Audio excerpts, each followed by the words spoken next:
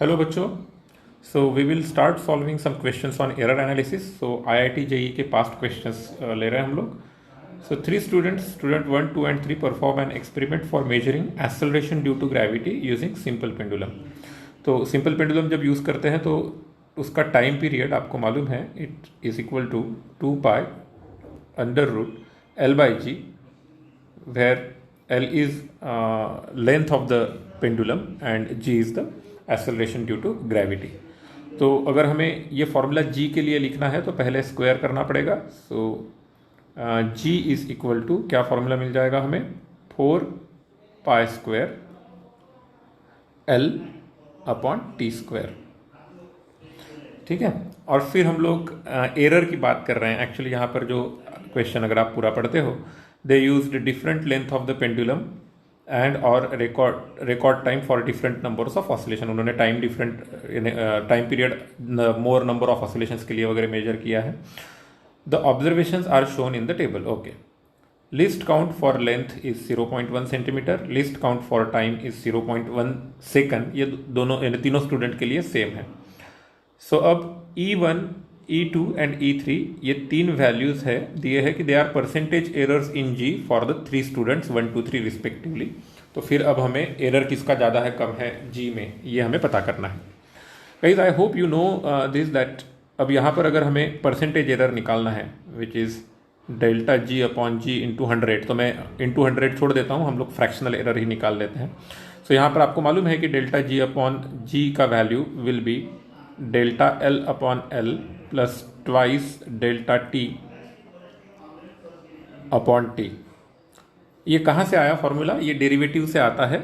अगर आप dg निकालें, राइट, डेरिवेटिव ऑफ g, और फिर उसको g से डिवाइड कर दे, और जहाँ पर नेगेटिव साइन आएगा उसे पॉजिटिव करना पड़ेगा क्योंकि हमें मैक्सिमम एरर चाहिए रहता है।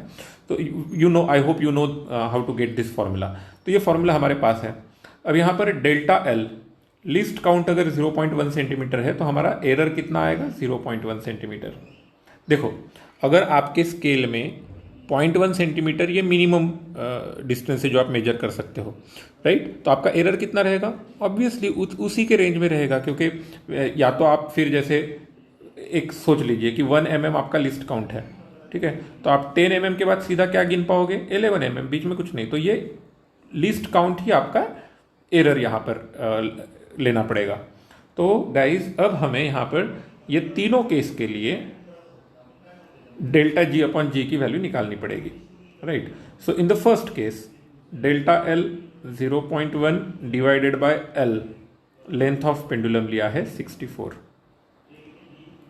Plus 2 into delta T is 0.1 divided bye, ये पहले स्टूडेंट ने टोटल टाइम जो मेजर किया है वो 128। देखो, उसने ज़्यादा नंबर ऑफ ऑसिलेशंस गिने ना, उसकी वजह से उसको ज़्यादा टाइम लगा।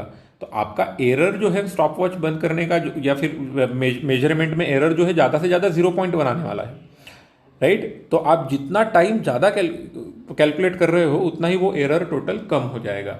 आई होप यू नो ये वैल्यू कैसा रहेगा।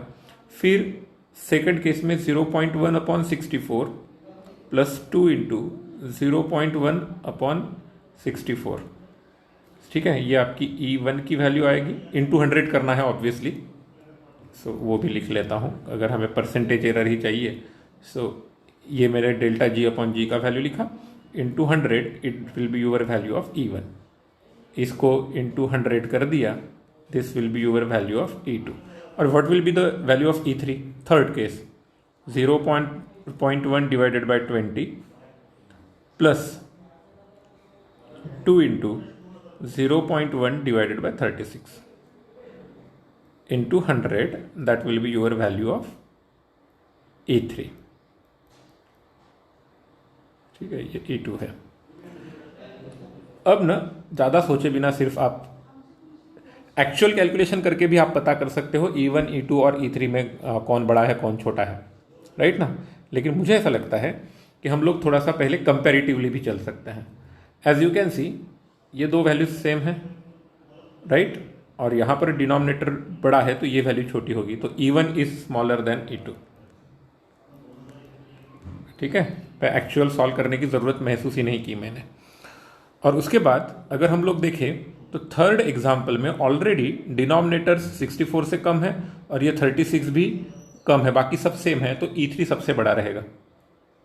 तो हमें पता चल जाता है कि E1, E2, E3 में E1 सबसे कम रहेगा और E3 ज़्यादा से ज़्यादा रहेगा। So option B is correct. So जब आप कॉम्पिटिटिव एग्जाम सॉल्व कर रहे हो तब ऐसा भी नहीं है कि हर बार आपको कैलकुलेशन परफेक्टली करना ही पड़ता है। You can always use your common sense to solve the questions quickly. Now let's go to the next question. यहां पर क्या बोला गया है, ये IIT JEE 2007 का क्वेश्चन है। Student performs an experiment to determine the Young's modulus of a wire exactly 2 meter long by Searle's method. In a particular reading, the student measures the extension in the length of the wire to be 0.8 mm with uncertainty यानी error बोलेंगे हम of plus minus 0.05 mm at a load of exactly 1 kg. Load exactly 1 kg है। The student also measures the diameter of the wire to be 0.4 mm with an uncertainty of plus minus 0.01 mm. Take G is equal to 9.8 meter per second square exact. The Young's modulus obtained from this reading is. Guys, एक सबसे पहले तो आप में से जो लोग भी सपोज आप लोगों ने अभी तक सर्ल्स मेथड वगैरह नहीं सीखा है, तो ये क्वेश्चंस में ना ये फॉर्मूले मान लेना। अगर आप अभी 11th में हो, अभी तक आपने ये पढ़ा नहीं है, तो दैट्स फाइन, कोई डरने की ज़रूरत नहीं है क्योंकि बाद में आएगा। इसके वजह से आंसर न आना ये कुछ यानी कोई गलत बात नहीं है इसमें। So this is the formula by हम लोग अगर सर्ल्स मेथड से सॉल्व करना चाहते हैं। ओके, अब इसमें कौन सी वैल्यू कौन सी चीज की है आपको पता होना चाहिए। y is Young's modulus, m is the load, mg is the load, m is the mass of the blob which is attached, right. Capital L is the हम लोग बोलेंगे लेंथ, D जो है वो हमारा डायमीटर है, राइट। अब capital L total length है, स्मॉल l जो है वो एक्सटेंशन है। तो आपको हर चीज़ की वैल्यू मालूम है, आप y फाइंड आउट कर सकते हो। लेकिन एक देखना, हर आंसर सेम है। 2 × 10 to the power 11, 2 × 10 to the power 11, 2 × 10 to the power 11, 2 × 10 to the power 11 Newton पर मीटर स्क्वायर। सो ऑब्वियसली ये क्वेश्चन जो इन जनरल है ये एरर के कैलकुलेशन के लिए है, राइट। सो अगर हमें इतना मालूम हो गया, y का फॉर्मूला अगर हमें मालूम है, आप वैल्यूज पुट करके देख लेना इसका आंसर कितना आता है। अब हम एरर की तरफ बढ़ेंगे। So fractional error in Young's modulus delta y upon y, g तो कांस्टेंट है, राइट, g फिक्स्ड है, m कांस्टेंट है, और कैपिटल L ये भी हमारे लिए दिया गया है कि वो एग्जैक्टली मालूम है, उसमें कुछ एरर नहीं है।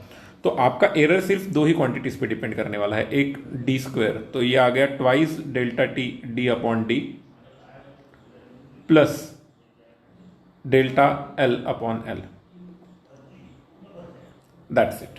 ओके, बाकी का आपको मालूम है, कुछ और भी टर्म्स थे जैसे plus delta m upon m plus delta capital L upon capital L, but इसके मेजरमेंट्स ऑलरेडी परफेक्ट होने की वजह से डेल्टा m और डेल्टा L वो जीरो है, राइट ना। तो ये जीरो है, ये जीरो है, तो इसको हमने नहीं लिखा। So let's now right this values. 2 × delta d upon d। अब एक्चुअली यहां पर देखना, mm को सेंटीमीटर या मीटर में कन्वर्ट करने की जरूरत नहीं है, because we are just calculating the error. तो एरर कैलकुलेट करने के लिए डेल्टा d डायमीटर का जो एरर है वो 0.01 डिवाइडेड बाय डायमीटर कितना है 0.4। 0.4 की वैल्यू 0.01 एरर के साथ मेजर की गई, और लेंथ जो है 0.8 का वो with the error of 0.05 measure किया गया, right. That is equal to, इसका कैलकुलेशन जो हो जाएगा, करेक्ट, ये कैलकुलेशन अगर आप कर लेते हो तो ये है 0.05,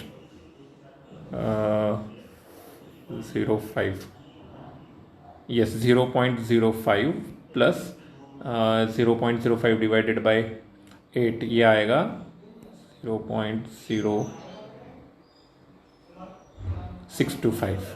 ओके, यस, डिवीजन आपको करना पड़ेगा नाउ 0.1125। ओके, ये mm में आ गया, ये डेल्टा y यानी ये आपका परसेंटेज एरर आ गया। तो 0.1125 ये आपका डेल्टा वाई अपॉन वाई यानी फ्रैक्शनल पार्ट, तो इसका आपको परसेंटेज एरर आप निकालोगे तो इंटू 100 आएगा, राइट। सो इट इज 11.25%, ये आपका एरर हो गया। लेकिन हमें डेल्टा वाई निकालना है, नॉट वाई, राइट ना। तो ये 100 से मल्टीप्लाई करना भी छोड़ देते हैं, हमने डेल्टा वाई निकाला। So what is delta Y? Delta Y is equal to 0.1125 into Y. लेकिन y की वैल्यू क्या आने वाली है सब एग्जाम्पल्स में? ऑलरेडी वो एक्चुअली हम कैलकुलेट भी नहीं कर रहे हैं, हमें मालूम है, राइट। अगर आप उसको कैलकुलेट करने जा रहे हो तो आप टाइम वेस्ट कर रहे हो, क्योंकि ये आपको एग्जाम्पल में, चारों एग्जाम्पल में वैल्यूज सेम है, तो ये कैलकुलेशन करने की जरूरत नहीं, आंसर वही होगा। इस तरीके से सोचेंगे तो हम लोग जल्दी आंसर तक पहुंच पाते हैं। So now it is 0.225 into 10⁻11, and obviously ये तो यूनिटलेस क्वांटिटी था, हम लोगों ने फ्रैक्शन लिया था, तो इसका यूनिट जो है वाई का यूनिट होगा, तो वाई का यूनिट है न्यूटन पर मीटर स्क्वायर। सो अब ये 0.225 का अगर हम लोग लेते हैं तो 0.2 का एरर राउंड ऑफ करके, सो ऑप्शन बी यहाँ पर करेक्ट आया। तो गाइज आई होप आप लोग ये दोनों एग्जाम्पल जो हमने अभी तक सॉल्व किए वो समझ पा रहे हो। Keep solving. Thank you.